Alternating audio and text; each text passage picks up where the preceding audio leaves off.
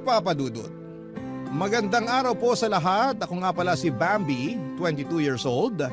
Lumaki sa pamilyang nakasanayan na ipinapasa sa mga anak ang responsibilidad ng kinabukasan ng lahat. Hindi lang pala kinabukasan kundi pati na rin ang mga utang ng mga magulang. Walang pwedeng umangal na anak. Ito ang batas na dapat naming sinusunod. Tatlo kaming magkakapatid. Ang panganay naming si Kuya Leon ay 40 years old at ang ikalawa naman ay si Ate Joy, 30 years old. Si Kuya Leon ang inatasang tumulong at bumuhat sa aming pamilya. Naramdaman niya yon lalo na noong namatay ang tatay namin may 10 taon na ang nakakaraan. Maayos naman ang pasahod kay Kuya Leon, kaya lang ay wala na halos natitira sa kanya dahil napupunta nga madalas ang kinikita niya sa napakalaking utang na naiwan sa amin mula nang namatay si tatay. Marami ring niloan si nanay dahil sinubukan niyang magnegosyo pero walang pumatok. Kaya nadagdagan pa ang utang na binabayaran namin. Dagdag pa nga riyan ang mga bayarin sa pang-araw-araw. Hindi mareklamo si Kuya Leon at ni minsan ay hindi namin siya nakitaan ng ayaw na niyang magsustento sa amin at magbayad ng mga naging utang ng mga magulang namin. Palibasa nga ay naturuan kaming sumunod sa nais ng mga magulang namin. Halos lahat naman ata tayong mga Pilipino, hindi ba? Kaya lang isang araw ay paunti-unting nagbago ang lahat. May nabubutas sa bahay sa paglalahad ko ng kwento namin sa inyo. Malalaman nyo kung paano yun nagsimula ang mabutas ang batas ng bahay namin at sino ang makagagawa ng pinakamalaking butas na yon sa aming pamilya. Muli magandang araw at sana ay may matutunan kayo sa ibabahagi kong kwento tungkol sa aming pamilya, Papa Dudut.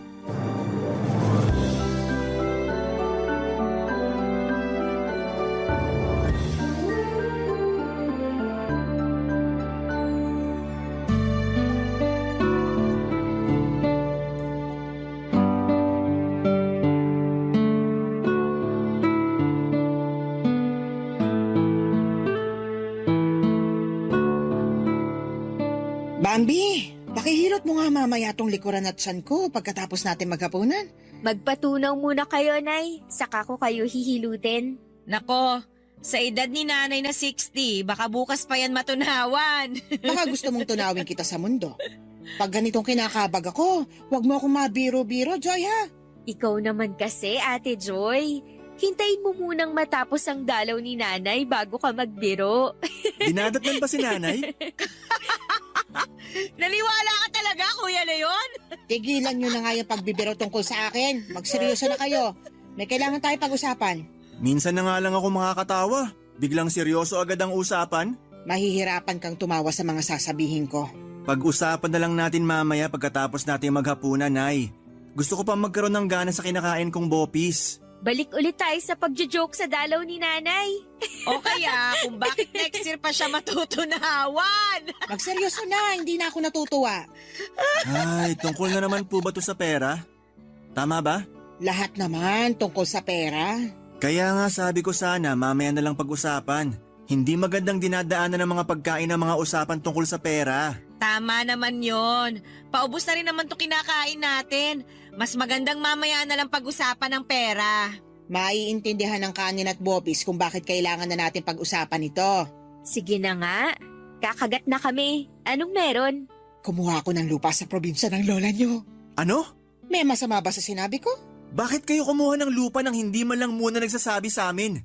Lalo na sa akin. Nagkakaubusan na kasi ng mga lupa ngayon. Kaya nung sinabi sa akin ng pinsan ko na merong nagbebenta ng lupa ron sa amin, kinuha ko na. Pwede naman daw hulugan. Hindi niyo pa yung binayaran? Kahit down payment wala pa kasi malayong kamag-anak naman natin ang nagbenta kaya ayun, nagtiwala sa akin. At kaya nyo ba to sinasabi sa akin ngayon Kasi kasi... naniningil na ng down payment. Kailangan na raw bago matapos tong buwan. Akala ko po ba okay lang kahit walang down payment? Kailangan na rin daw kasi nila yung pera eh.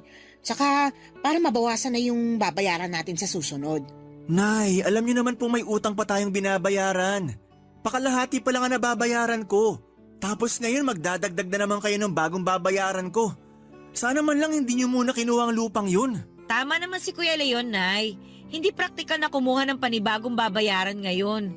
Mas mainam kung tatapusin muna yung binabayarang utang ni Kuya bago kayo magdesisyon na kumuha ng lupa. Ano bang hindi tama ron?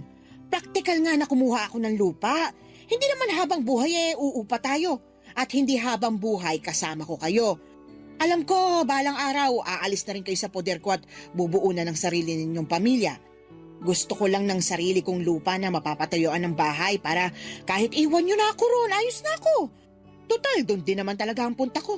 Alam kong abandonahin nyo rin ako. Dinaan nyo na naman kami sa ganyan, Nay. Nungonsensya pa nga. Pag ikaw pinost ni na Kuya Leon sa Facebook. Hindi ka dapat nakikisali sa usapan, Bambi. Wala kang nayaambag sa bahay na ito.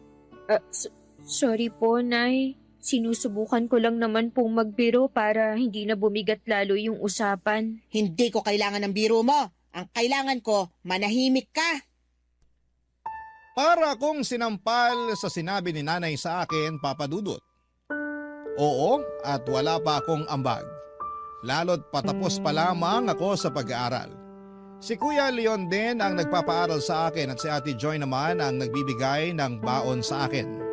Walang trabaho si nanay, nasa bahay lamang siya at inaasikaso kaming magkakapatid. Kaya parang napahiya ako na sumabad sa usapan dahil alam kong wala pa akong naitutulong sa pamilya namin. Natahimik na rin ako noon, ganon din sina Kuya Leon at Ate Joy. Nakatungo lamang silang dalawa habang nilalaro na lamang ang natitirang pagkain sa mga plato nila. Patuloy pa rin si nanay sa pagbibida sa kagandahan ng pagkakaroon ng sariling lupa. Nainis lamang ako nang biglang madula si nanay at sinabing magandang makabili kami ng property para may ipamukha sa mga taong nang da-down sa amin. Pangyabang lang pala, para lang may mapatunayan. Nakakainis talaga, Papa Dudut. Pagkatapos ng hapunan, pumasok na si Ate Joy sa kwarto namin. Si nanay na ang naghugas ng mga pinagkainan dahil good mood ito. Nagawa na kasi niyang mapapayag si Kuya Leon tungkol sa lupang kinuha niya. Ako naman ay nasa sala lamang at nagmamasid kay Kuya Leon na nasa bahay lamang or sa labas ng bahay. Nakabukas ang pintuan kaya nakikita ko kung paano siyang palakad-lakad at tila malalim ang kanyang iniisip. Sinulyapan ko si nanay at busy pa rin po ito sa paghuhugas. Kaya naman tumayo na ako sa pagkakaupo sa sofa at lumabas para puntahan si kuya. Sinarado ko ang pintuan para hindi marinig ni nanay ang magiging usapan naming magkapatid. Papa Dudut.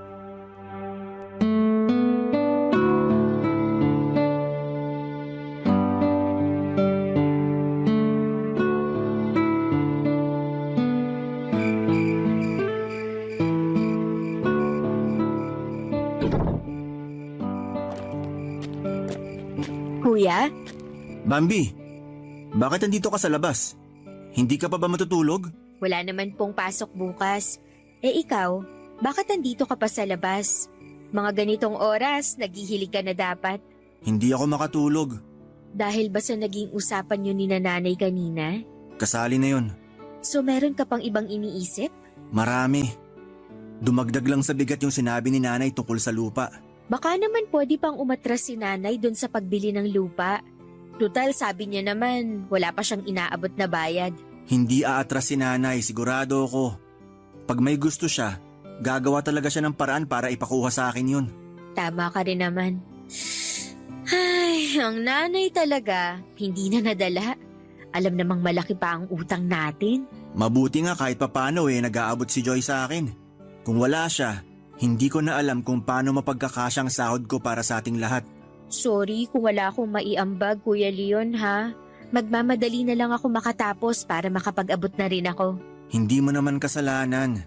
Dapat nga hindi talaga tayo nagbabayad ng utang na yun eh. Pero wala naman tayong magagawa. Sino pa bang ibang aasahan ni nanay? Anong plano mo na ngayon, Kuya? Paano mo mababayaran yung lupang kinuha ni nanay? Sa totoo lang, hindi na yan ang pinakamalaking problemang iniisip ko ngayon eh. Meron pang iba? Dahil na naman ba kay nanay? Ano na naman bang ginawa niya? Hindi tungkol kay nanay. Tungkol sa girlfriend ko. Parang alam ko na kung ano yan. Naiinip na siya. Gusto na niya magpakasal kami para makabuo na kami ng pamilya. Nag-aalala na siya kasi 35 years old na siya. Baka raw mahirapan na kaming makabuo sa edad niya. Gusto mo na bang magpakasal? Kaya mo bang magtago ng sikreto? Oo naman, kuya. Wag na wag mong ipagsasabi to. Lalo na kay nanay. Maski na kay Joy. Promise, ano ba yun?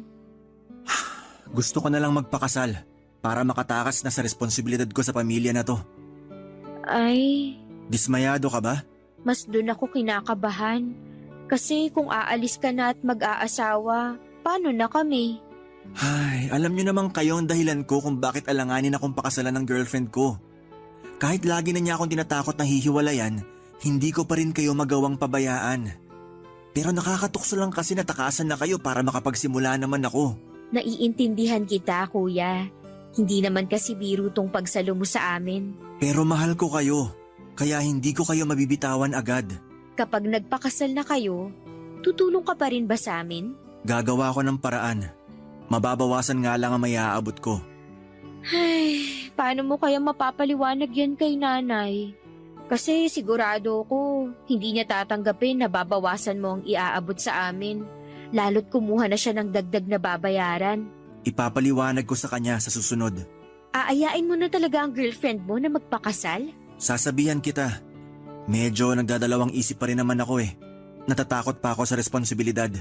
Nakakatrauma tong iniwang problema ni tatay sa akin. Tapos magdadagdag pa si nanay ng bubuhatin mong bayarin sa susunod. Nakakatrauma ang mga magulang natin. Ay, ano kaya ang pakiramdam na mapunta sa mga magulang na hindi inaasa sa mga anak ang kapalaran nila?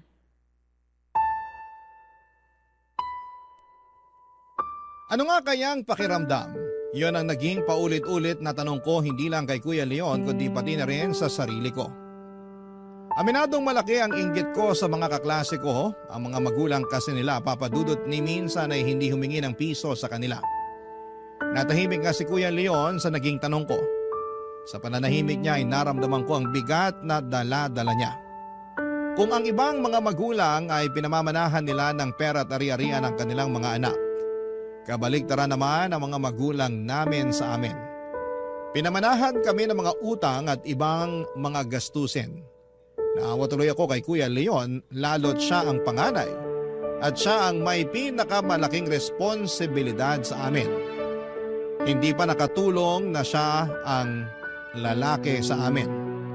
Dahil sa kanyang kasarian, siya tuloy ang inatasan para maging bagong padre di pamilya sa amin.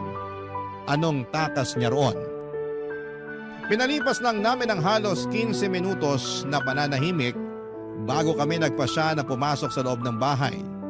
Nadatnan namin si nanay na nakikipag-usap sa kanyang cellphone. Kausap nito ang isang kasamahan niya sa simbahan.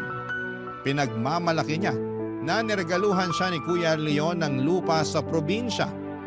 Napailing na lamang kaming pareho ni Kuya sa mga narinig namin. Nagpasya na lamang kaming pumasok na lamang sa mga kwarto namin. Hanggang sa mga kwarto namin ay dinig namin ang pagbibida ni nanay sa mga tinatawagan niyang kakilala. Tuwang-tuwa siya sa lupang ipapaako niya kay Kuya Leon. Naaawa naman ako sa panganay namin lalo't alam kong sa aming dalawa. Siyang higit na nakakarinig sa mga sinasabi ni nanay dahil halos kadikit lang ng salang kwarto niya. Napatanong na lamang ako, paano kaya makakatulong noon si Kuya? Paano siya makakatulog noon ngayong naririnig niya ang panibagong pabigat sa kanyang likod, Papa Dudut? Barangay Love Stories. Barangay Love Stories. Papa Dudut, panay pa rin ang pagsabi ni nanay tungkol sa down payment sa lupang kinuha niya. Hindi pa rin makapag-abot noon si Kuya sa kanya para sa lupa. Sinabi niyang naiayos na niya ang budget para sa mga pangangailangan namin at hindi pa niya maisisingit doon ang para sa down payment ng lupa. Bilanggit pa nga niya na kailangan niyang magtipid dahil patapos na ang pag-aaral at malaki ang gagastusin bago ako makapagtapos.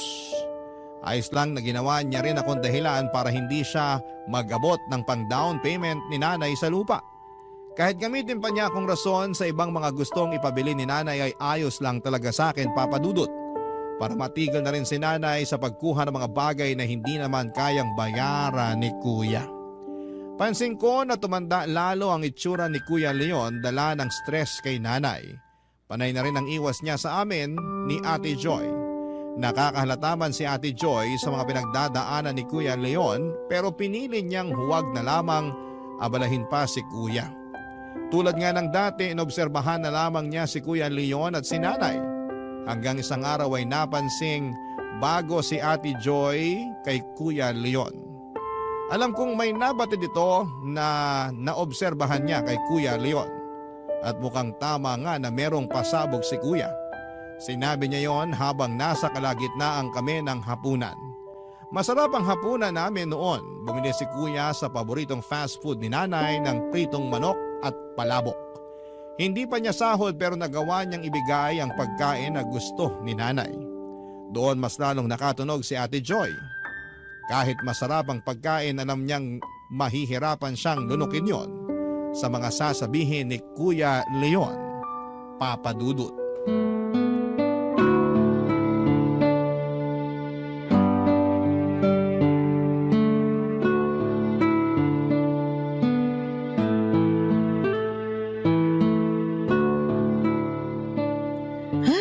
Mabuti naman at nakatikim ulit ako ng paborito kong pritong manok. Ang sarap ng gravy. Ang sarap ihalo sa palabok. Iba talaga ang timpla ng fast food na yun, ano? Enjoy na enjoy ka riyan, Naya. Oo naman. Paminsan-minsan lang bumili si Kuya Leon mo ng pagkain sa labas. Ang kuripot kasi. Gusto lagi na magluto na lang ako. Hindi naman kasi praktikal na palagi tayong bibili sa fast food. Tsaka hindi maganda sa kalusugan nyo. Nirason pang kalusugan ko ayaw mo lang talagang pasiyahin ng tiyan ko. Bihira mo nga itong gawin, Kuya Leon ano bang meron? Grabe naman. Iniisip mo bang may iba akong motibo? Nung last time na nilibre mo kami ng pagkain sa labas, binalita mo sa amin na may girlfriend ka na. Ay, naalala ko yan. Nag-away pa tayo nun, Leon. Binigla mo ako Isipin mo, nagnobya ka bigla nang hindi man lang iniisip kung anong magiging epekto nun sa budget natin dito sa bahay. Matagal na yon, Nay. Nairaos ko pa rin naman kayo kahit nagkaroon ako ng girlfriend. Pakiramdam ko nga yung nobya mong madalas na nakikinabang sa ekstrang pera mo. Siyang madalas na pinapakain mo ng pritong manok at palabok. Nakakaselos naman. Siya nga itong nanlilibre sa akin palagi kasi alam niya ang sitwasyon ko rito sa bahay. Ay mabuti naman. Kami lang dapat ang makikinabang sa sahod mo, no? Si nanay talaga, pasmadong bunganga. Kumain ka na nga lang dyan. Baka mamaya tumigil na si Kuya Leon sa panlilibre sa atin. Sige ka. Baka nga tumigil na rin siya sa pagsusustento sa atin. May gusto sana akong sabihin. Ko, sinasabi ko na nga ba Nagpasya na po kami ng girlfriend ko na magpakasal. Talaga? Matutuloy na? Masaya ako para sa inyo, Kuya. Anong masaya? Hindi mo na naman pinag-iisipan yung sinasabi mo, Bambi. At mas lalong hindi mo pinag-isipang mabuting desisyon mo, Leon. Matagal ko na po napag-isipan to, Nay. 40 na ako. Nasa tamang edad na ako para magpakasal. Kahit 40 ka na, hindi ka pa rin dapat magpakasal. Alam mo namang buhat mo pa kaming pamilya. Gagraduate na tong si Bambi. Hindi mo man lang matiis na wag munang ikasal bago magsuot ng toga tong bunso nyo. Ako na lang po ang gagawa ng paraan sa gastusin sa graduation ko para maikasal na si Kuya. Ilang beses ko bang sasabihin sa'yo, Bambi, na hindi ka pwedeng sumali sa usapang ganito? Kapag hinintay ko bang makapagtapos si Bambi, pwede na ako magpakasal? Paano naman ang lupa na kinuha ko? Paano ng down payment doon? Sinasabi ko naman sa inyo na bitawan nyo na habang hindi pa tayo nakakapaghulog. Bakit ko bibitiwan? Gusto ko ang lupang yon. Gusto ko na tuloy makuha agad yon dahil dyan sa pagpaplano mong mag-asawa na. Tama lang ang desisyon ko talaga. Iiwan nyo rin ako. Kaya kailangan ko na rin ng sariling lupa para makapagpatayo ng bahay ko. At sino naman ang inaasahan yung magpapatayo ng bahay para sa inyo? Mabuti at sumabat ka sa usapan. Kasi kung ipipilit ng Kuya Leon mo na magpakasal, alam mo na kung sinong kukuha ng responsibilidad niya. Huwag niyo naman sanang idaan sa ganitong usapan, Nay. Kailangan ko bang mangonsensya talaga dahil lang sa pagpapakasal ko? Pinili mo ang iba kesa sa aming pamilya mo. Kainin ka sana ng konsensya mo. Napatayo na lamang sa hapagkainan si Kuya Leon at naiwan kami ni Nanay at Ate Joy. Tahimik lamang kami ni Ate Joy at inoobserbahan ko si Ate Joy. Hindi niya alam kung ano ang mararamdaman. Hindi niya alam kung ano ang unang mararamdaman at makakaramdam ba muna siya ng sama ng loob dahil ipapasa na sa kanya ang isang bagay na hindi pa siya handa. O makakaramdam siya ng awa kay Kuya Leon dahil matagal na rin namang inako ni Kuya ang lahat ng obligasyon. Binaling ko naman kay Nanay ang atensyon ko pagkatapos kay Ate Joy. Parang hindi naapektuhan si Nanay sa mga emosyon ng mga anak niya na lumabas sa usapang yon. Doon ako nakaramdam ng lungkot. Hindi ko nga naipagtanggol man lang si Kuya. O di naman kaya ay madepensahan ang sarili ko. Para akong parte lang ng audience noon at hindi dapat makialam sa mga aktor dahil makakasira lamang ako. Nawala na rin ako ng gana sa kinakain at nagpaalam na ako para tapusin ang assignment ko. Sinundan na rin ako ni Ate Joy papasok sa kwarto at naiwan si Nanay na nilalantakan pa rin ang palabok at pritong manok. Sa paglipas pa nga ng mga araw at linggo, biglang nagpasya si Kuya Leon na magsama na sila ng karelasyon niya. Kinabiglan naming lahat yon. Ibig sabihin mas mapapaaga ang pagkaputol ng sustento niya sa amin. Doon ko nga mas lalong nakita ang problemang itsura ni Ate Joy. Ang problemadong mukha niya, wala na siyang kawala. Alam niyang siya na ang susunod na aako sa responsibilidad sa pamilya. Nang tuluyan na ngang makaalis si Kuya Leon, si Ate Joy ang nagpatuloy sa pagbabayad ng mga gastusin sa bahay at sa mga utang namin. Nakiusap siya kay Nanay na huwag munang magbibigay ng down payment sa lupang kinuha niya dahil naninibago pa ito sa pagbabayad ng mga gastusin sa bahay. Pumayag man noon si Nanay sa kahilingan ni Ate Joy ay kita pa rin naman sa kanya na masama ang loob nito. Mabuti na nga lang daw at malayong kamag-anak ang pinagkuhanan ni Nanay ng lupa kaya hindi pa rin yon binigay sa iba kahit na hindi pa kami nakakapagbayad. Sa paglipas ng mga buwan nanlibre si Ate sa paboritong fast food ni Nanay. Alam ko na ang susunod na mangyayari, Papa Dudut.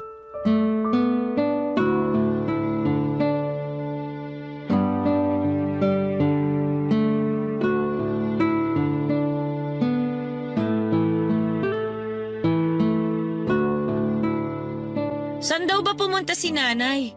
Lalamig na tong pritong manok at palabok, oh. Alam mo namang mabilis kabagin nyo kapag makakakain ng malamig na palabok. Sabi niya dadaan lang daw siya sa simbahan para makausap si pastor. Magkukumpisa na ba siya sa mga ginawa niyang kasalanan sa ating magkakapatid? Ikaw talaga, ate. Ang lalim na ng galit mo kay Nanay, ah. Ikaw ba namang biglayin sa mga obligasyon eh? Pero naiintindihan kita. Kayo ni Kuya Leon. Parehas tayo. Naiintindihan ko rin naman si Kuya Leon kung bakit mas pinili na lang niyang magpakasal. Ate, Ano yun? may dahilan ba kung bakit may pritong manok at palabok ngayon sa mesa natin? Bakit ka biglang bumili ng paborito ni Nanay? Masama bang maging mabuting anak? Yung anak na nanlilibre kahit walang okasyon at rason? Nakakapraning na kasi kapag may pritong manok at palabok. Pakiramdam ko may ibabalita kayong hindi maganda palagi. Tapos maha-high blood na naman si Nanay. Akong bahala. Bambi! Andito kami na sa kusina. Aba, totoo ba itong nakikita ko? Pritong manok at palabok? Asan ang gravy? Nasa lababo po, Nay. Teka at kukunin ko. Nakalimutan naming ilagay dito sa mesa. Oh, heto na po ang gravy. Mainit-init pa yan. Ang init nga ng gravy. Maganda to sa sikmura ko. Mabilis ako matutunawan. Ay, ano bang okasyon? Bakit biglang may paganito? Wala naman, Nay. Nag-crave lang ako bigla sa pritong manok at palabok. Kaya na tayo. Naku, ingat ka riyan sa cravings na yan, Joy, ha? Yung anak ng kasama ko sa simbahan, nag-crave daw ng peanut butter at saging. Kinabukasan, nalaman na buntis na pala. Akala mo cravings lang. May bata na pala sa tiyan. Ang lala. Kaya ikaw, Bambi, Subukan mo lang na mag-crave bago ka gumraduate. Lagot ka talaga sa akin. Katakot naman yung pagbabanta nyo. Para kayong mangangalkal ng tiyan. Hindi po ako magpapabuntis, Nay. Kalmahan niyo lang. Gagraduate akong single at regular ang monthly period. Ay, mabuti naman. Oh, kumain na tayo. Ako ba, Nay? Hindi niyo ba ako tatanungin kung bakit bigla akong may cravings? Huwag mong sabihin... Magiging lola na kayo! Magiging tita na ako. Buntis ka? Sigurado ka? Nagpa-check up na po ako. Mahigit 1 buwan na akong buntis. Alam mo na ba kung babae o lalaki ang magiging pamangkin ko? Hindi pa, pero sigurado akong tao to. Sana babae para... Tumahimik ka, Bambi. Nay, ano po bang masama sa sinabi ko? Basta tumahimik ka na lang para makapag-isip ako kung paano sa sermonan tong ate mo. Nay, anong mali naman sa nangyari sa akin? Blessing po ito para sa akin. Alam niyo ba kung gaano kahirap magbuntis sa edad ko? Blessing sa'yo? Parusa sa akin. Nay, paano naman naging parusa sa inyo yun? Hindi ko naman pinapaako sa inyo magiging anak ko. Pero tatapusin mo na rin ang pag-ako sa responsibilidad mo sa amin. Kaya nga siguro blessing to para sa akin. Lahat na lang kayo gumagawa ng paraan para talikuran ako. Hindi naman namin kayo tinatalikuran, Nay. Magsusustento ka pa rin ba kahit magkakaanak ka na? Sabihin mo nga sa akin. Susustentuhan ko kayo hanggang makatapos si Bambi. At pagkatapos nun, tapos na ang obligasyon ko sa inyo. Paano ang lupa ko? Sa unang pagkakataon ay hindi nakakain si nanay ng paborito niyang pritong manok at palabo. Kahit umuusok pa sa init noon ng gravy, hindi pa rin niya magawang ibuhos sa palabok para lantakan. Sa unang pagkakataon din ay masayang nakakain si Ate Joy at ganado niyang nilantakan ang mga nasa mesa. Pinaalam pa niya kay nanay ang gravy na kung pwede sa kanya na lamang dahil lumakas ang paglilihi niya roon. Nakatulala lang si nanay sa lababo. Alam kong pinoproblema niya noon ang lupang gusto niyang makuha. Hindi rin ako makakain noon kahit gaano kasarap ang chicken na paborito ni nanay na nasa harapan ko. Hindi ko magawang damputin yon at ilagay sa bibig ko. Bigla kong naramdaman ang pagkawala ng gana ni Ate Joy nang ibalita ni Kuya Leon na magpapakasal na siya. Umikot lang sa akin ang lahat. Hindi na nga nakakain pa si nanay at dumiretso siya sa kwarto at hindi na nagpaalam pa sa amin. Sinubukang makipagkwentuhan ni Ate Joy sa akin pero nagpaalam ako sa kanya. At sinabing aayusin ko lang ang huling mga assignment ko sa klase. Hinayaan naman ako ni Ate Joy na pumasok na sa kwarto. Patuloy pa rin siya sa pagkain at siya na rin ang umubos sa pagkain ko.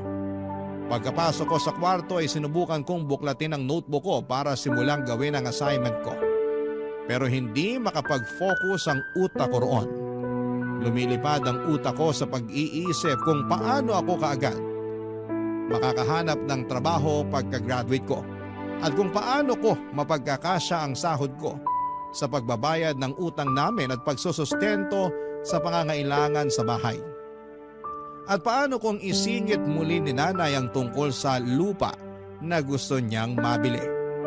Paano ako makakaangal gayong mag-isa ko na lamang at wala ng kakampi dahil aalis na si Ate Joy sa bahay oras na makapagtapos na ako sa pag-aaral. Maya-maya pa ay nagkaroon na ng laman ng notebook ko. Yun nga lang ay mga luha yon. Dala ng takot sa haharapin kong responsibilidad para sa pamilya ko, Papa Dudut. Barangay Love Stories. Barangay Love Stories. Papa Dudut, mabilis na lumipas sa mga araw at nakapagtapos na ako sa pag-aaral at masaya na si Ate Joy na makakawala sa obligasyon niya. Napilitan akong maghanap kaagad ng trabaho pagkatapos ko sa pag-aaral. Hindi naging madali yon at nakiusap pa ako kay Ate Joy na kung pwedeng humingi pa ng 1 buwang palugit sa sustento at pagbabayad ng utang namin bago siya tuluyang makagraduate sa responsibilidad sa amin. Pumayag naman siya. Naawa rin kahit papaano. Sa loob ng 1 buwang yon ay sinikap kong makahanap kaagad ng trabaho at sa awa naman ng Diyos ay nakahanap naman ako pero hindi ganong kalaki ang sahod. Sinabi ko yon kay nanay at malungkot na lang niyang tinanggap ang katotohanan na hindi ko pa agad mabibili ang gusto niyang lupa. Nawala na halos ng gana si nanay sa akin. Ako na kasi ang last card niya sa pamilya para iahon si nanay sa hirap. Hindi pala ganon kadali. Pinakamahirap pa sa akin dahil wala nang ibang susunod sa akin para akuin ang responsibilidad sa bahay. Tinipid ko ang sahod ko sa abot ng makakaya ko. Hindi ko hinayaan na magkaroon ako ng cravings o pangunahan ng inggit kapag nakikita ko ang mga katrabaho ko na nabibili ang mga gusto nila para sa sarili nila. Hindi ako nagkaroon ng kaibigan sa trabaho dahil umiiwas akong gumastos sa tuwing nagkakayayaang lumabas. Diretso, uwi ako lagi. Nagkakasya ako sa mga tira-tirang ulam namin sa hapunan para gawing baon kinabukasan. Kaya ko naman yon. Ang hindi ko lang kinakaya ay ang pangpe-pressure ni nanay para mabili ko na ang lupang gusto niya. Muli na naman niyang binanggit yon habang naghahapunan kami, Papa Dudut.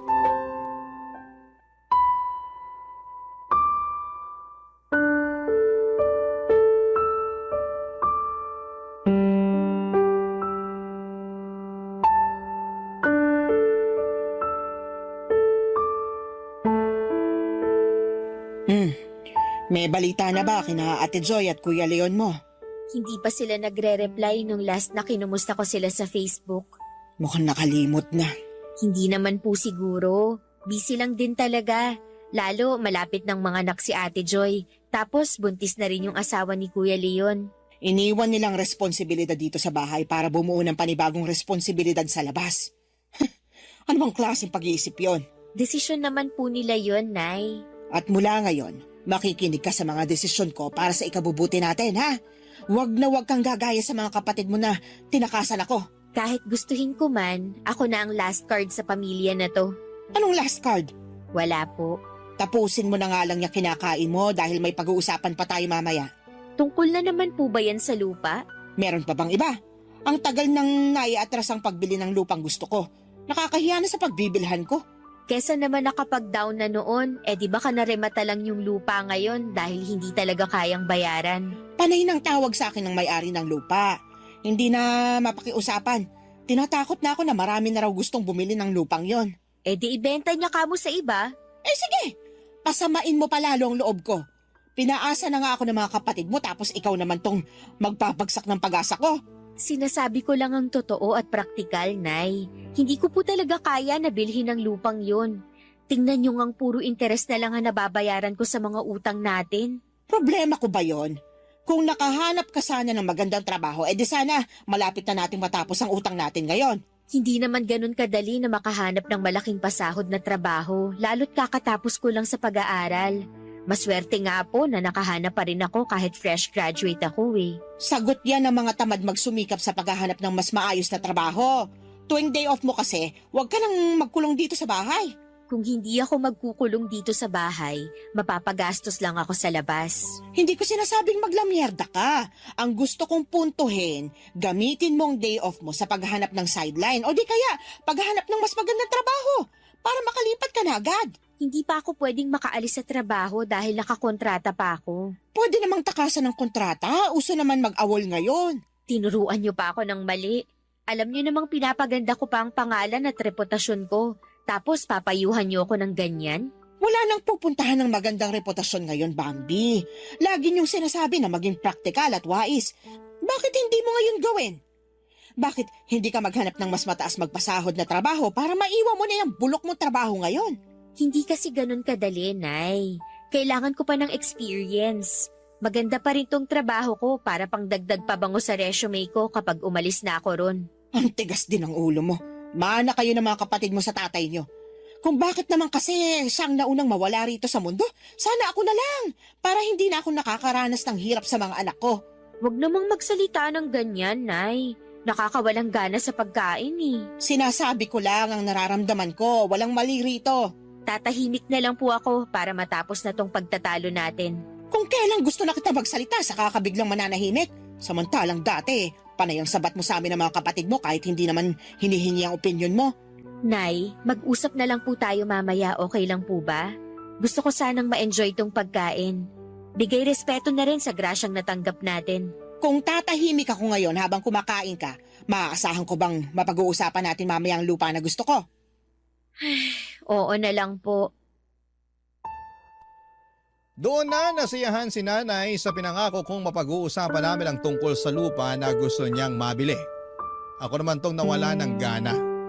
Nakatingin na lamang ako sa plato ko habang nagko-compute kung kaya ko bang maisingit sa sahod ko ang lupa ni nanay. Para matigil na sana siya sa kakasermon at kakaparinig sa akin tungkol doon. Ang lungkot ko sa totoo lang. Wala nang mga kapatid ko na pwedeng kumampi sa akin. Kahit panay ang message ko noon sa kanila ay ayaw nila akong replyan. Totoo nga kaya ang sinabi ni nanay na nakatakas na sila sa amin. Doon ako nasaktan. Dahil noong andon pa sila ay todo ang suporta ko sa mga plano nila. Kahit natakot ako sa mga biglang pagdedesisyon nila na umalis na sa bahay. Panakitaan ko pa rin sila ng pangunawa. Pero bakit kung ako ang nasa ganong sitwasyon ay bigla silang nawala? Nasa na yung kapalit ng suporta at pangunawa ko sa kanila? Hindi na ba yon masusuklian pa? Nagpatuloy lamang ako sa buhay kahit gaano pa yon kahirap sa akin. Halos ayoko nang umuwi pa ng bahay tuwing natatapos ang trabaho ko dahil ayokong harapin si nanay na panayang pangungonsensya dahil hindi ko siya mabigyan ng magandang buhay. Sa akin napunta lahat ng sama ng loob ni nanay at wala akong mapag-abutan noon dahil kaming dalawa na lamang ang nasa bahay. Napagod na akong kumustahin at magpasaklolo sa mga kapatid ko. Hanggang isang hapon, nagulat na lamang ako nang bigla silang dumating sa bahay. Wala noon si nanay dahil nasa simbahan pa ito. Mukhang sinadya nilang pumunta kung kailan hindi nila maaabutan ang aming ina, Papa Dudut.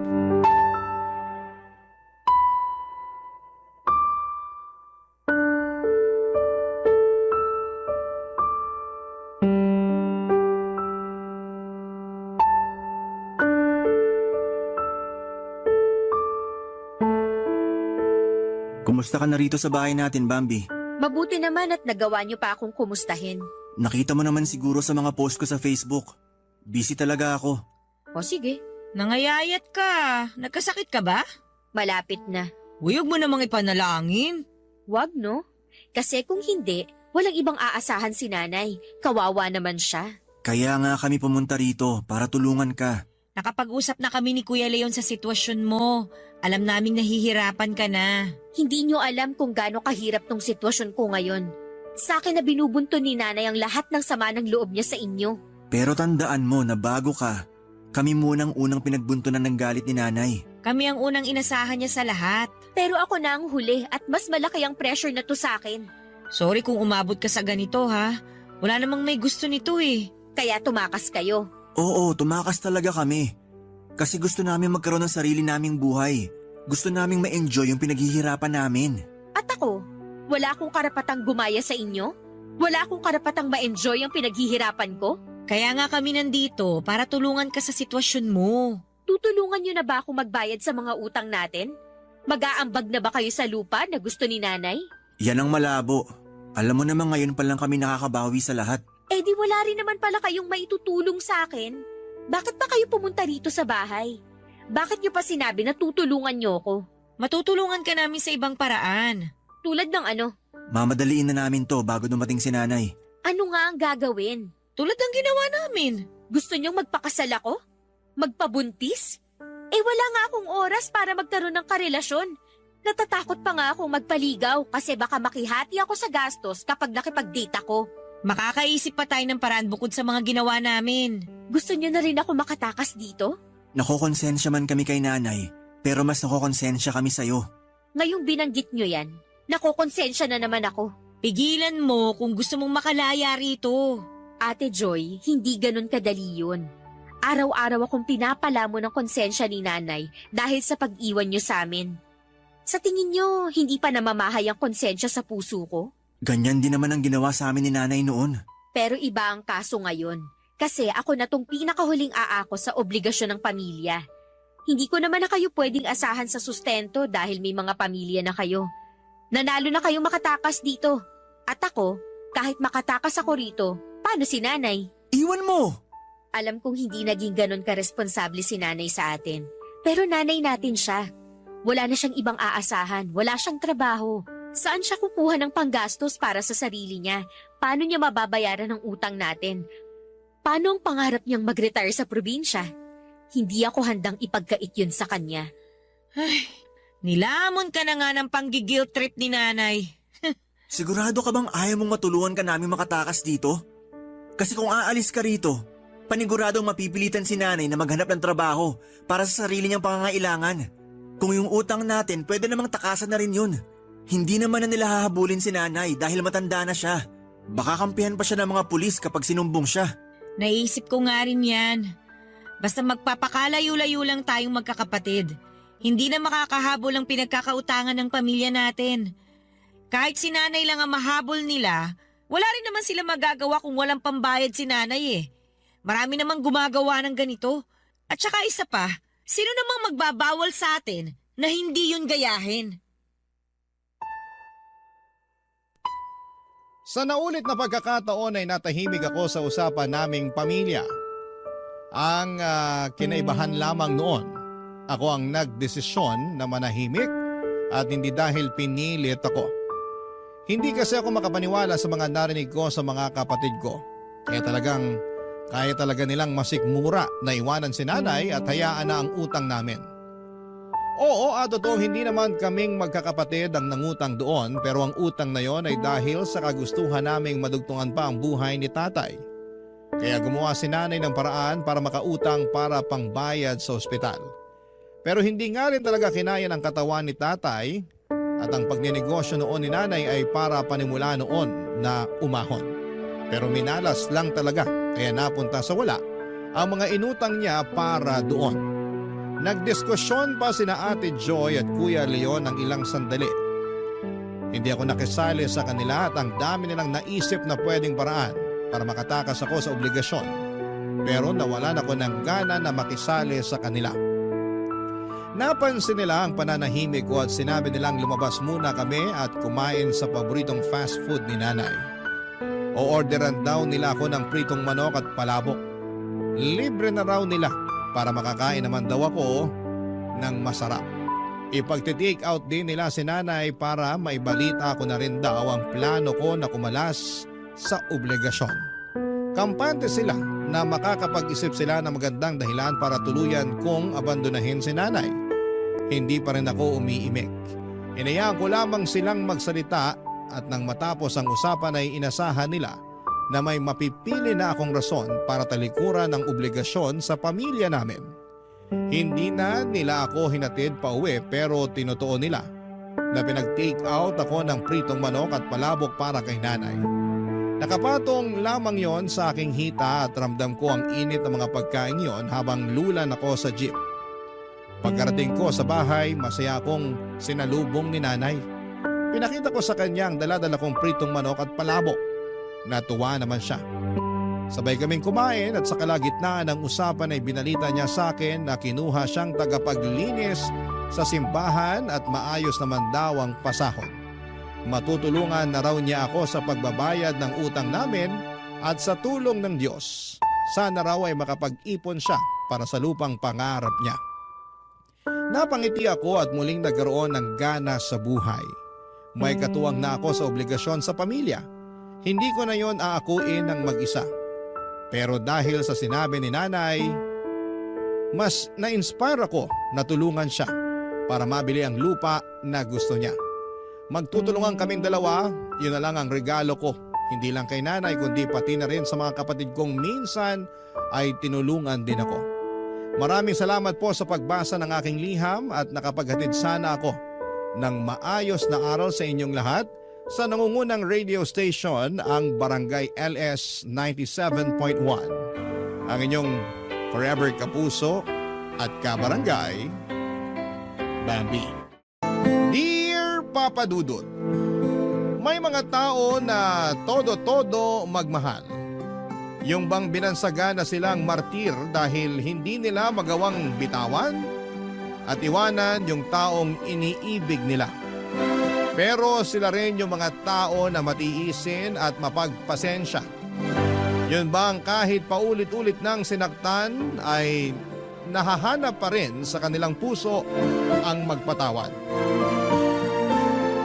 Hanggang ngayon ay naniniwala pa rin ako na kahit kailan ay hindi kahinaan ang magmahal.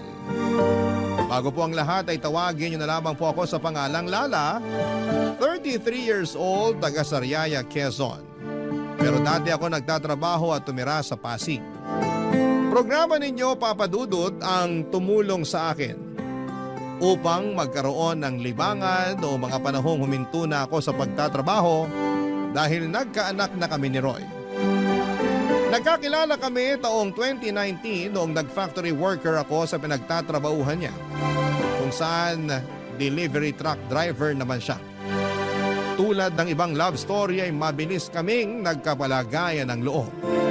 At dahil pareho naman kaming single ay naging madali sa aming mapalapit sa isa't isa. Noong nabuntis ako ay tinira niya ako sa bahay ng nanay sedes niya.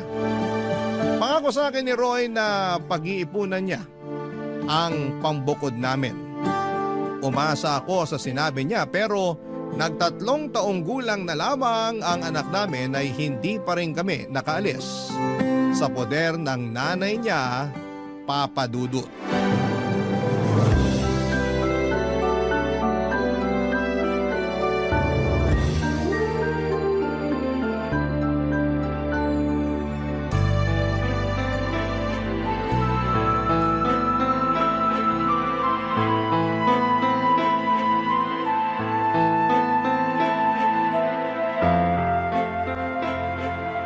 Nay, alam niyo na pala na may babae si Roy pero kinukonsinti niyo pa. Ha? Ano konsinti ka dyan? Kilala niyo yung tinutukoy ko. Yung bagong salta na tindera dyan sa malapit na bakery na lagi niyong pinagbibilan ng pandesal. Nakalimutan niyo na siguro na nung isang araw ay kasama niyo kami ng anak ko na bumili doon tapos kinumusta ng babaeng yun si Roy. Kayo naman kung todo balita sa nangyayari sa kinakasama ko. Para yun lang. Paano mo naman naisip na babae nga yun ni Roy? Paano ko naisip? Siyempre, narinig ko kayo na nirereto siya doon. Bakit ka ba nakikinig sa usapan na may usapan? Huwag niyo na pong ibahin ang usapan. Oo, sige na. Babae nga ng anak ko yung tindera dun sa bakery. Sinasabi ko na nga ba? Pwede ba? Huwag kang matungal dyan na para kang baka. May ano pag-isipin ng mga kapitbahay natin? Isipin na nila kung anong gusto nilang isipin. Wala akong pakialam. Naku, kahit kailan talaga wala kang hiyain, no? Bakit? Kayo ba meron nun? Ano sinabi mo? Bastos ka! Kayo po yung mas bastos. Pag hindi talaga ako nakapagpigil, masasabunutan kita, Lala.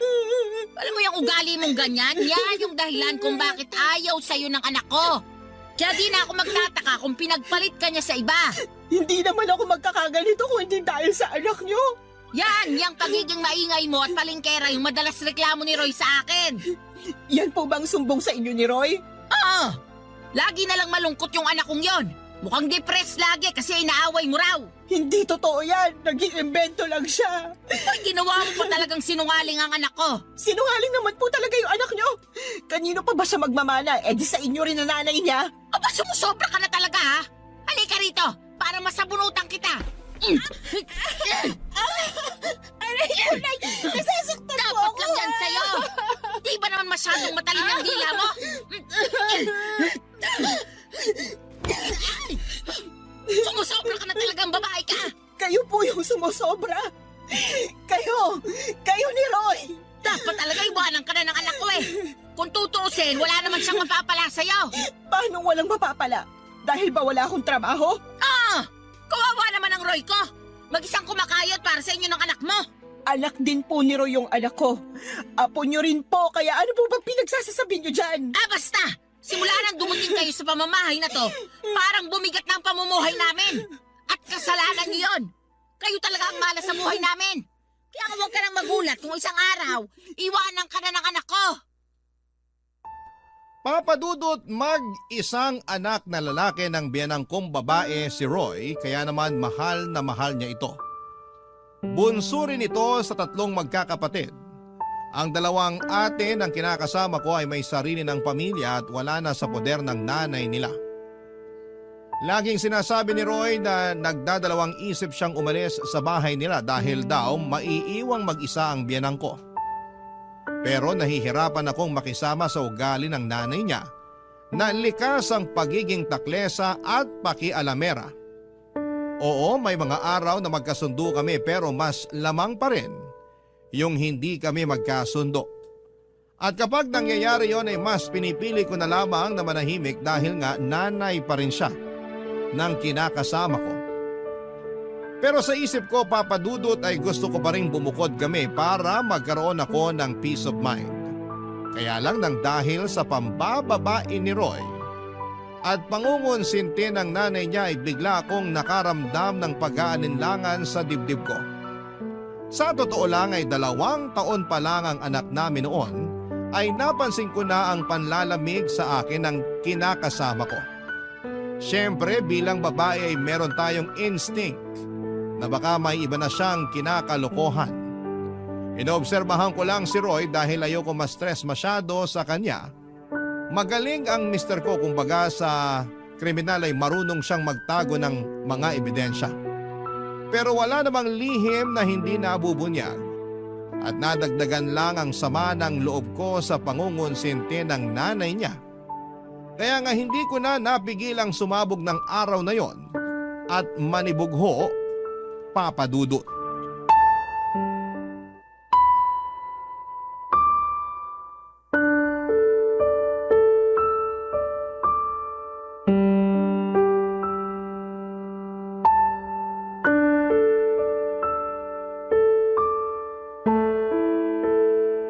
Oh, yan lang sinweldo namin. Ano to? Anong ano yan? E di sweldo namin. 500? Bakit ito lang? Magagawa ko kung yan lang. Baka nakakalimutan mo na marami akong loan.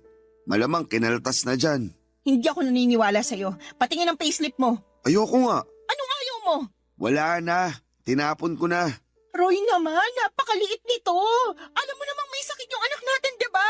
E akala ko ba magaling na siya? Hindi naman tumalab yung halamang gamot na pinainom ng nanay mo sa kanya. Hindi nawala yung lagnat niya. Natatakot na ako baka kung ano ng sakit ng anak natin. Masyado ka namang OA. Ayos lang yung anak natin. Paano magiging ayos? Pabalik-balik nga yung lagnat niya. Tsaka, ako pa talaga yung OA, ha? Para ka namang hindi nag-aalala sa anak mo. Nag-aalala rin ako. Pero anong magagawa ko kung yan lang ang sinahod ko? Pagkasyain mo na lang. Dalhin mo sa public hospital o center yung anak natin. Doon mo ipa-check up. Baka nga makalibre ka pa. Sige, susubukan ko. Ganyan nga. Subukan mo rin manghingi ng libreng gamot. Malamang bigyan ka rin doon. Oh, ano pang binubuntong hininga mo dyan? Akala mo ba hindi na ako nakakahalata? Nakakahalata sa ano ba? Na palagi na lang kakarampot yung perang binibigay mo sa amin ng anak ko. Anak naman ng teteng. Di ka ba nakinig? Sabi ko, kaltasan ngayon. Kaya yan na lang natira. Ang sabihin mo, binigay mo yung pera mo dun sa babae mo. Ha? Ano bang pinagsasasabi mo dyan? Kunwari ka pa. Akala mo yata hindi ko alam na naglalandian kayo ng tindera dun sa bakery na laging pinagbibila ng nanay ng pandesal. Oh, paano naman tayo napunta dun? Huwag mo akong gawing tanga. Buwisit naman, Lala. Ano bang iniiyak-iyak mo? Nakuha mo ba akong tanungin alam mo naman sa sarili mo yung dahilan? Araw-araw na lang na ginawa ng Diyos na pinararamdam mo sa akin na hindi mo na ako mahal. Pero alam mo yung mas masakit? Pati yung anak mo na sarili mong dugot laman wala ka na rin pakialam. Pwede ba? Pagod ako ha. Galing na nga ako sa trabaho oh. Bad trip na nga ako na maliit sweldo ko tapos mas babad tripin mo pa ako. Galing daw sa trabaho, lukoy mo lelang mo. Aba, talaga naman. Akala mo talaga sa akin pinanganak kahapon ano? Tingnan mo nga, anong oras na? 12:00 na ng madaling araw. Sinabi mo sa akin kanina na tuwing gantong araw wala kayong delivery sa malayo. Kaya wag na wag mong maidadahilan sa akin na dun ka ginabi. Sabihin mo inuna mo pang pumunta sa babae bago umuwi rito sa bahay. Ay, nakakasira ka talaga ng ulo na babae ka. Dami mong alam. Dami mong satsat. Bakit? Dahil ba 500 lang binigay ko sa'yo? Isa na rin yun sa mga dahilan. Ewan ko sa'yo. Buti pa matutulog na ako. Taga, hindi pa tayo tapos mag-usap, Roy. Ayaw na kitang kausap. Kainis ka. Ikaw pa talagang may ganang mainis? Malamang. Pagod na nga yung tao tapos sinermonan mo pa. Di ka na lang magpasalamat, may inabot ako sa'yo. Meron pa naman tayong makakain hanggang sa susunod na sweldo ko. Masyado ka lang talagang mapaghanap.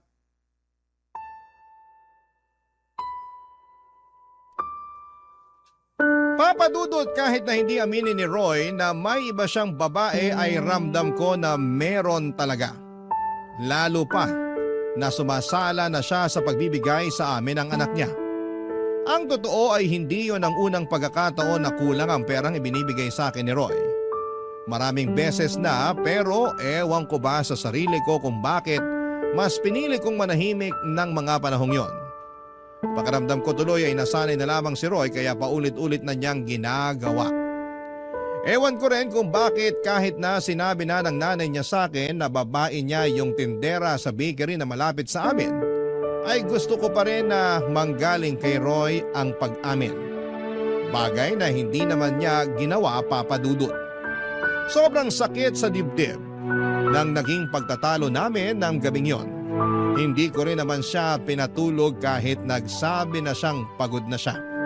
Dahil gusto ko siyang umamin sa akin na may babae nga siya. Kaya naman lumabas na lamang siya sa kwarto at narinig kong nagsumbong siya sa nanay niya, Papa Dudut. Pagkalipas ng ilang minuto ay kinatok ako sa kwarto ng biyenan ko at tinawag palabas. Noong nasa sala na kami ay doon niya ako sinermonan. Marami siyang sinabi na mga masasakit at hindi maganda sa akin, Papa Dudut. Halimbawa na noon ay masyado raw akong mapaghanap samantalang hindi naman ako ang nagtatrabaho. Sinabi rin niya na kung totoong may pinagkakagasosang ibang babae si Roy ay kasalanan ko naman daw dahil hindi na ako kaakit-akit sa paningin ng asawa ko. Ininsulto na naman niya ang katawan ko na masyado raw mataba kaya nagawa akong ipagpalit, Papa Dudut. Barangay Love Stories. Barangay Love Stories. Papa Dudut, akala ko ay kaya kong patawarin si Roy sa pambababae niya. Ang akala ko ay magagawa kong magpakamartir alang-alang sa binuo naming pamilya. Ang akala ko ay kaya kong isantabi na may kahati kami sa kanya pero hindi pala. Nasusuka ako sa isiping may sinisiping siyang iba bukod sa akin at nagagalit ako dahil wala siyang pakialam sa amin ng anak niya. Paulit-ulit niya akong tinatarantado. Alam din ng mga dati naming katrabaho at malapit kong kaibigan sa factory ang pagiging malapit ni Roy sa mga babae. Since hindi na ako nagtatrabaho doon ay silang nagbabalita sa akin kapag may kinakalokohang babae ang kinakasama ko. Ilang beses na rin nila akong ni-real talk na hiwalayan ko na si Roy. Pero hindi ko pa kaya. Dahil nga sa ayokong masira ang pamilya namin. Bukod doon ay ayoko ring lumaking walang kinikilalang tatay ang aming anak, Papa Dudut.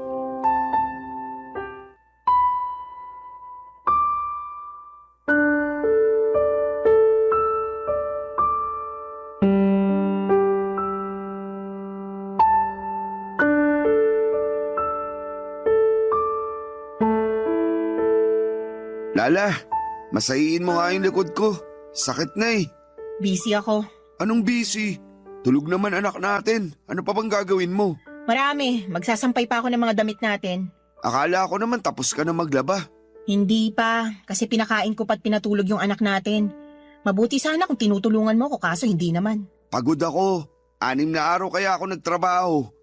Ngayon na nga lang day off ko, patutulungin mo pa ako sa'yo sa paglalaba. Oh, edi sana ikaw na lang muna nagpakain sa anak natin. Sana tapos na ako sa pagsasampay. Bakit ko gagawin yun? Pagod nga ako. At trabaho ng mga babae yun. Alam mo ikaw? Oh, ano na naman? Wala. Balik na ako sa pagsasampay. Sandali lang. Masahiin mo muna likod ko. Hindi ka ba nakakaintindi? Magsasampay pa nga ako ng mga labahan natin. Naiintindihan ko naman. Pero pwede bang mamaya na lang? Mamayain ko mukha mo eh. Bakit ka ba ganyan? Anong bakit ako ganito? Nakuha mo pa magtanong? Hindi mo ba halatang napapagod na ako? Kaya nga mamaya ka na magsampay. Masayin mo muna ako. Wow ha? Akala ko naman pagpapahingahin mo ko. Yun pala uutusan mo lang din ako. Yan talagang ugali mo yung ayaw ko eh. Reklamador. Tapos magtataka ka kung bakit nagawa kong tumingin sa ibang babae. Ano sinabi mo? Sabi ko, reklamador ka. Kung ako reklamador, ano ka pa? Tsaka kapal din ang apog mong sabihin na kasalanan ko kung bakit ka tumingin sa ibang babae. Oh, edi inamin mo rin sa akin na may iba ka nga. Akala ko alam mo na. Bintang ka pa nga ng bintang sa akin nun. Hindi bintang yon. Inamin mo na nga, di ba? Ibig sabihin totoo. Oo, naisip ko lang na wala na akong dapat itago pa. Saka di naman tayo kasal eh. May karapatan akong tumingin sa iba kasi wala naman akong pananagutan sa'yo. Ano? Naririnig mo ba yung sarili mo? Walang pananagutan sa akin eh, may anak tayo, Roy! Oo, pero magkakaanak na rin kami ni... Ano sinabi mo? Pwede bang kumalma ka muna? Nakakagulat ka naman eh. Bigla-bigla kang sumisigaw. Aray ko! Bakit ka ba nangahampas? Tanong-tanong ka pa eh, kulang pa nga yung pangahampas ko sa'yo. Tsaka kapal na mukha mong sabihin sa akin na nabuntis mo yung kabit mo. Nakakadiri ka. Ano sa palagi mo dapat na maging reaksyon ko, ha? Matuwa ako? Magpa-party ako at ipaglatag ka ng red carpet kasi magkakaanak na kayo ng kalantari mo? Hindi naman, pero... Alam mo, ayoko na. Ha? Anong ayaw mo na? Ayoko na ng ganitong buhay kasama ka. Pagod na ako kung alam mo lang. Hindi ito yung klase ng pagod na madadaan sa tulog. Papahinga. Wasak na ako dahil sa ginagawa mo sa akin. Kung makapagmalaki ka pa, na kaya ka tumingin sa iba ay dahil sa pagiging reklamador ko, kapal mo talaga, Roy. Saan ka pupunta? Wala ka na doon. Basta, aalis na kami ng anak mo sa pamamahay na to. Lala naman, huwag mo naman gawin sa akin to. Bakit hindi? Hindi mo naman na kami mahal eh. Saka sabi mo magkakaanak na kayo ng babae mo. Eh di doon ka na. Congratulations sa inyo ah. Uy, seryoso ba talaga yan? Iiwanan niyo ako ng anak natin? Correction, anak ko lang. Simula sa araw na to, hindi mo na sa anak. Hindi ka na niya tatay. Hindi mo na rin ako live-in partner dahil tapos na tayo. Papadudot galit na galit ako kay Roy nang malamang kong nabuntis niya ang kalantari niyang babae. Pakiramdam ko ay dobling beses niya akong pinagtaksilan. At hindi ko naisip na meron pa palang mas ilalala ang kaya niyang gawing pananakit sa akin. Ang sama-sama niya, Papadudot. Durog na durog ako ng mga panahong yon at iyak ako ng iyak, pero alam ko na wala na rin naman akong magagawa pa. Yun ang naging hudyat para magkalakas ako ng loob na makipaghiwalay kay Roy. Alam ko na mas priority talaga niya ang pambababae niya kesa sa amin ang anak niya, Papadudot. Ilang taong ko ring pinagtiisan ang hindi pagiging mabuting padre de pamilya at provider ni Roy. Dagdagan pa ng pangungonsinti ng nanay niya na sobrang perpekto sa mga ginagawang kabalbalan ni Roy, Papadudot. Ayoko na. Pagod na ako. Sinagad na ni Roy ang pasensya ko kaya naman mabilis akong nag-alsa baluta ng araw na yon at umuwi kami ng anak ko sa bahay ng Mama Berta ko na nasa Quezon Province. Buti na lamang kahit paano ay may naitabi akong perang pamasahe pero kinapos pa rin yon. Kaya nagpasundo na lamang ako kay Mama sa terminal ng bus, Papadudot.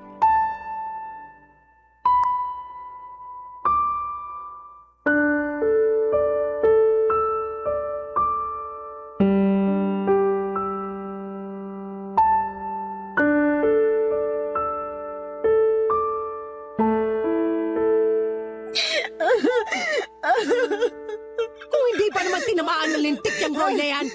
Halika, samahan mo ako sa kanila dun sa Pasig. Puputulin ko yung pagkalalaki niya. Wag na po. Tsaka ayoko na rin pong bumalik sa kanila. Pwes, ako ang babalik para maipaghiganti kita. Hindi na po kailangan. Ayoko na po ng gulo. Ewan ko, hindi ako mapakali. Gusto kitang ipaghiganti. Sobrang sama ng ginawa ng Roy na yun sa'yo, nak. Tapos pati nanay niya kinukonsinti siya. Ako talaga naman. Opo, Hinahayaan niya mong babae yung anak niya at pinalalabas na kasalanan ko kasi marami raw akong pagkukulang. Babalatan ko sila ng buhay mag-ina eh. Kailan pa nila ginagawa yan sa'yo? Matagal ko na pong nararamdaman na may babae si Roy, pero nito lang sa umamin at ang masahol pa, nabuntis na raw niya. Matagal na pala pero tiniis mo lang. Ayoko lang kasing masirang pamilya namin eh. Ayokong mawalan ng tatay ang anak ko. Mas mabuti pang lumaki na walang kinikilalang tatay yung anak mo. Kesa meron nga pero nuknuka naman ang katarantaduhan. Buti naman natauhan ka na, Lala. Kaya nga po, mali ko lang kasi pinatagal ko pa. Hinayaan ko dahil umaasa ako na sa huli. Kami pa rin ang anak niya yung pipiliin niya. Hindi niya kayo deserve ng anak mo. Kaya tama lang na iniwan mo ng lalaking yon. Magsama sila ng babae niya. Pero kung may pagkakataon lang talaga, gusto ko siyang bigyan ng kaliwat ka ng sampal at sisikmuraan ko rin para magtanda. Pag nakisali nanay niya, papakahan ko. Manaman eh. O bakit? Magaling kaya ako manuntok. Alam ko po, pero hindi na kailangan. Sabi ko nga po, ayoko na bumalik sa kanila. Karma na lang po bahala na maghiganti para sa amin ng anak ko. Sa bagay, naniniwala pa naman ako dyan sa karma. Yung bang kapag gumawa ka ng masama, doble o triple na masamang karma rin babalik sa'yo? Buti na lang talaga naisipan mo ng hiwalayan ng manlolokong yun. At umuwi kayo rito ng apo ko. Kasi welcome naman kayo rito sa bahay. Salamat, Ma. At sorry din dahil ang tanga-tanga ko. Dapat noon ko pa ginawa na makipaghiwalay kay Roy. Hindi na sana ako nasaktan ng gusto. Hayaan mo na. Nangyari na eh. Tsaka sabi mo ayaw mo namang masirang pamilya nyo. Ayaw mong mawalan ng tatay yung anak nyo. Ibig sabihin, nilaban mo. Pero si Roy talaga yung may diferensya rito. Kulang yata sa bakuna yung taong yun eh. Pareho sila ng nanay niya may pagkasintu-sinturin. Pag naligaw talaga yun dito sa Quezon, baka katikim mo sa akin ng suntok sa muka. Paawat na po kayo. Hindi ko lang matanggap na ginano nila ang kaisa-isang anak ko.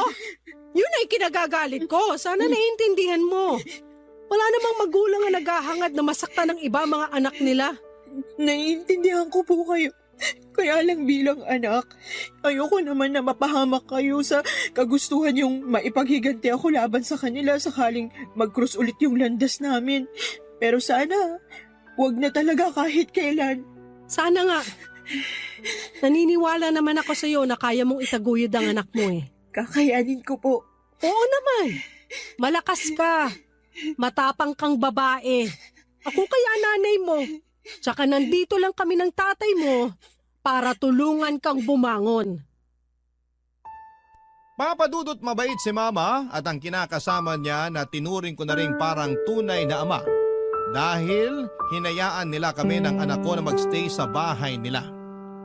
Matagal na panahon na rin simula nang umalis ako sa Sariaya para hanapin ang kapalaran ko sa Maynila. Doon ako nakapagtrabaho at nakapagrenta ng maliit na apartment bago ko nakilala si Roy. Wala akong kapatid at wala rin namang anak ang mama ko sa tatay-tatayan ko at tanging pagtitinda lamang ng mga gulay at prutas sa may tabing kalsada ang pinagkakabalahan nila. Kaya naman masayang-masaya sila dahil umuwi kami ng anak ko. Sa paglipas ng mga araw ay sinabi ko sa sarili ko na gusto ko na lang mag-focus sa pag-move on kay Roy at intindihin ang anak ko.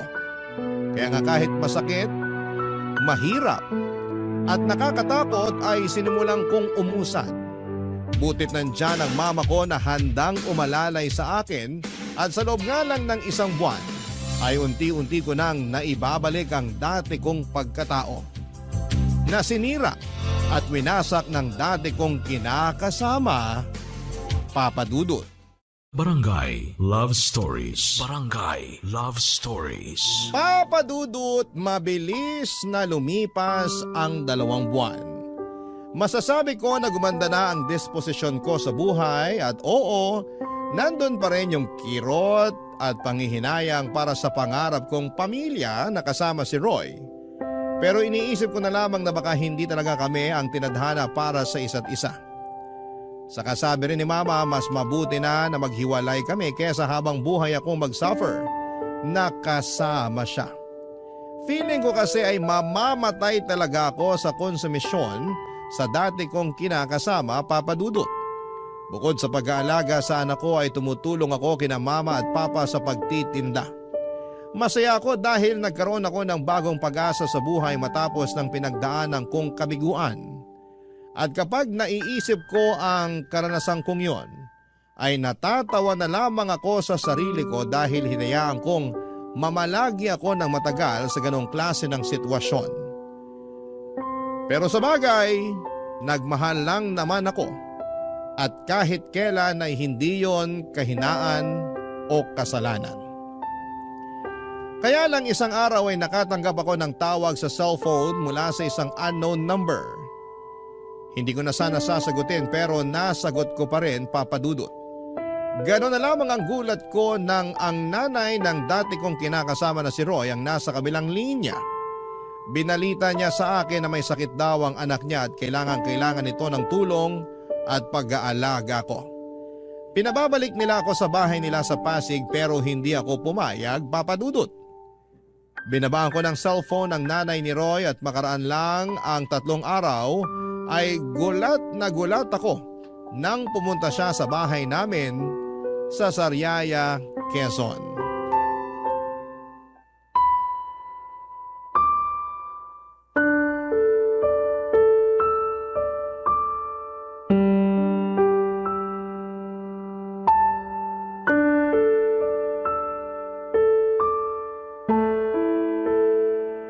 Nay, tuloy po muna kayo. Kala ko hindi mo na ako papapasukin dito sa bahay niyo. Tagal mo akong tinitignan sa harap ng pinto eh.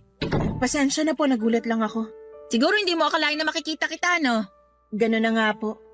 Maupo po muna kayo, ikukuha ko kayo ng juice. Ay, hindi na kailangan. Wala rin naman akong planong magtagal pa rito sa bahay niyo. Lala, may bisita ka pala? Ay ma, kayo pala. Ikaw ang nanay ni Lala? Oo. Eh ikaw, sino ka? Ako si Sedes, nanay ni Roy. Roy? Yung manloloko? Hinay-hinay ka sa pananalita mo tungkol sa anak ko, ha? Ikaw ang maghinay-hinay. Baka nakakalimutan mo nasa pamamahay kita. Ay, talaga naman. Lala, pagsabihan mo nga yung nanay mo, sabihin mo, matutong rumispeto. Opo. Wow! Ako pa pala ang walang respeto rito, Sedes. Baka nakakalimutan mong ikaw at ang magaling mong anak ang hindi rumispeto sa anak kong si Lala. Akala mo ba hindi ko alam ang panloloko ng anak mo sa anak ko? At pati na rin pangungunsinti mo sa kalokohan ng Roy na yon. Ano sinasabi mo? Ma, huwag niyo na pong awayin si Nanay Sedes. Anong magawain na isa itong malakas ang loob pumarito sa bahay natin? Ano bang ginagawa mo rito, ha? Ano? Ito kasing anak mo si Lala. Kausap ko lang nung nakaraan sa cellphone. Pero binabaan ako ng tawag. Buti na lang alam ng anak ko kung saan yung bahay nyo. Kaya pumunta na ako. O bakit ka pumunta rito? Gusto ko lang pabalikin si Lala sa bahay namin. Kailangan siya ng anak ko. Ano ka mo? Tama ba yung narinig ko? Oo. Di pa naman siguro mahina ang pandinig mo, no? Hindi pa. At malakas pa rin ako manuntok. Mama naman, huwag niyo na pong patulan si Nanay Sedes. Eh nakakapikon yung matandang yan eh. Lakas na loob pumunta rito sabihin bumalik ka na rin sa kanila? Aba sinuswerte lang? Nay, diba, sinabi ko na po na ayoko nang bumalik sa bahay niyo. Ayoko nang makita si Roy. Tapos na kami simula nang mabuntis niya yung babae niya. Nandun na tayo, pero may sakit yung anak ko. Kailangan ka niya. Hindi po akong kailangan niya. Doktor ang kailangan niya kung may sakit siya. Tumpak! Pampira naman, no, Lala. Hindi ka ba talaga mapapakiusapan? Hinahanap ka nga ng anak ko. Ang gusto niya, alagaan mo siya. Parang wala kayong pinagsamahan ng anak ko, ah. Bakit ako? Nasaan yung babaeng nabuntis niya? Doon siya magpaalaga, hindi sa akin.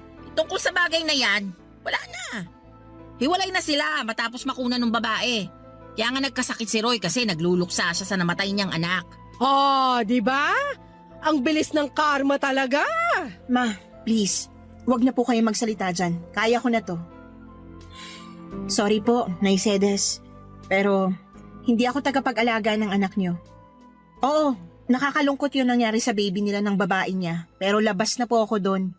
Hiwalay na kami ni Roy, tapos na kami. Wala na rin akong responsibilidad sa kanya. Papadudot galit na galit ang nanay ko na pinaalis ang nanay ni Roy sa bahay namin. Pero syempre naawa pa rin ako sa kanya dahil magulang lang din siya. Na nag-aalala sa kanyang anak, kaya lang ay desidido na akong hindi bumalik sa bahay nila para alagaan ang dati kong kinakasama. Tama na kami ni Roy at hiwalay na kami.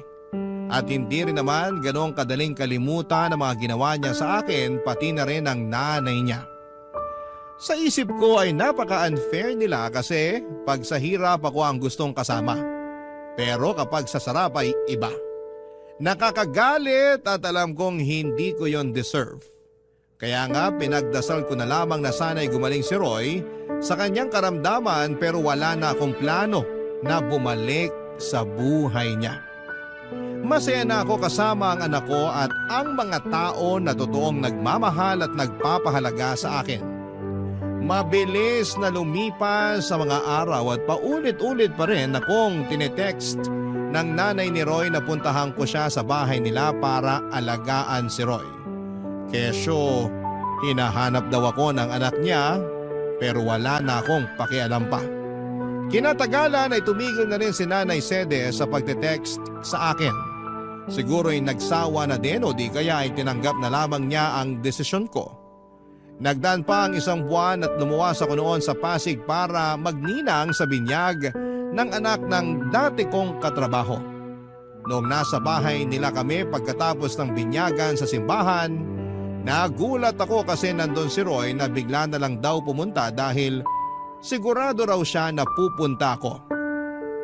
At binalita niya sa akin na magaling na siya sa sakit niyang pulmonya, papadudot.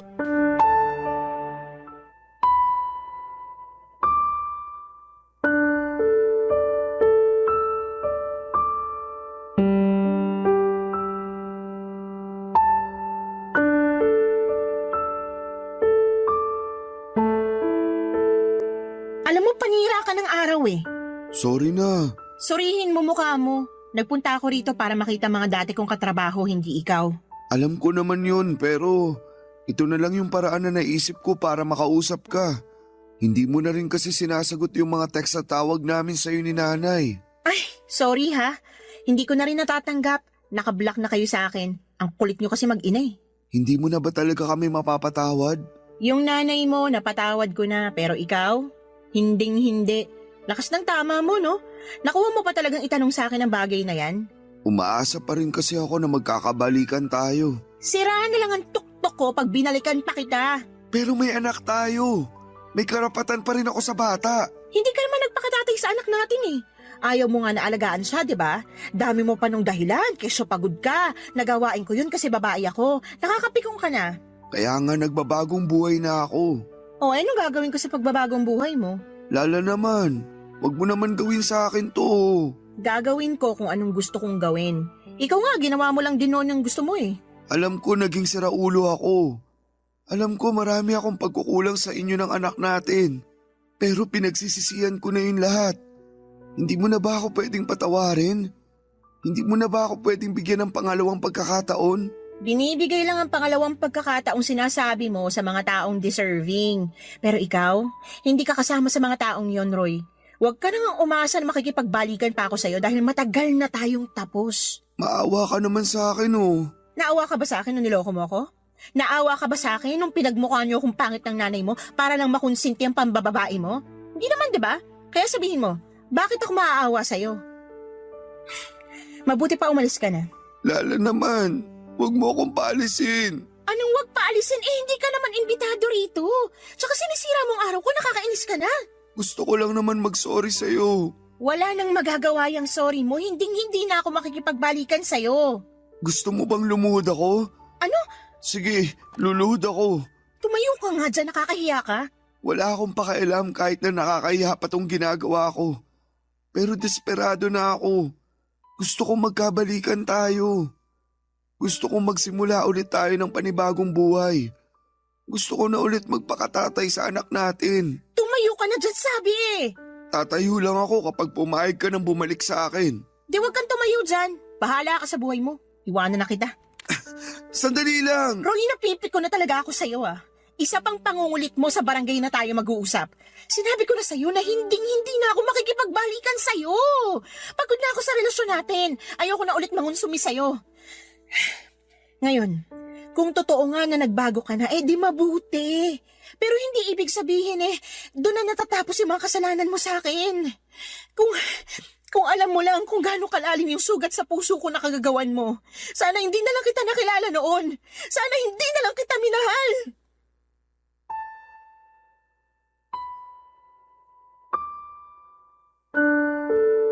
Papadudot, kitang-kita ko ang matinding lungkot sa mga mata ni Roy nang marinig ang mga sinabi ko.